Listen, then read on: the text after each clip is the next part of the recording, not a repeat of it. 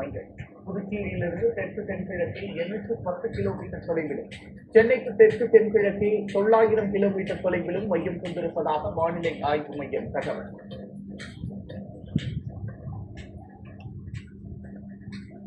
அடுத்த 12 மணி நேரத்தில் வடமேற்கு நோக்கி நகர்ந்து ஆழ்ந்த காற்றழுத்த தாழ்வு மண்டலமாக வலுப்பெற வாய்ப்பு. அடுத்த 2 நாட்களில் வடக்கு வடமேற்கு திசையில் இலங்கை தமிழக கடற்கரையை நோக்கி நகர வாய்ப்புள்ளதாக இந்திய வானிலை ஆய்வு மையம் தகவல்.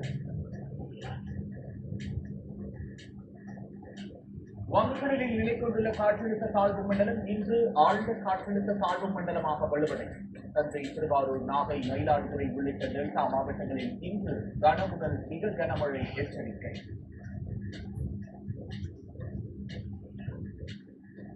டெல்டா மாவட்டங்களான நாகை, மயிலாடுதுறை, தஞ்சை, திருவாரூரில் இன்று பள்ளி கல்லூரிகளுக்கு விடுமுறை. மிக கனமழை எச்சரிக்கையை தொடர்ந்து காரைக்காலிலும் கல்வி நிறுவனங்களுக்கு விடுமுறை அறிவிப்பு.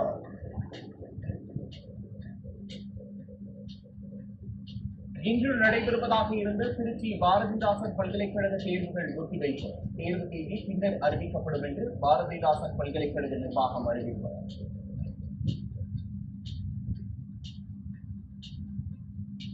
திருவாரூர் மாவட்டத்தில் கனமழை எச்சரிக்கையால் அலையாசி காசி சுற்றுலா பயணிகள் படகில் பயணிக்க தடை.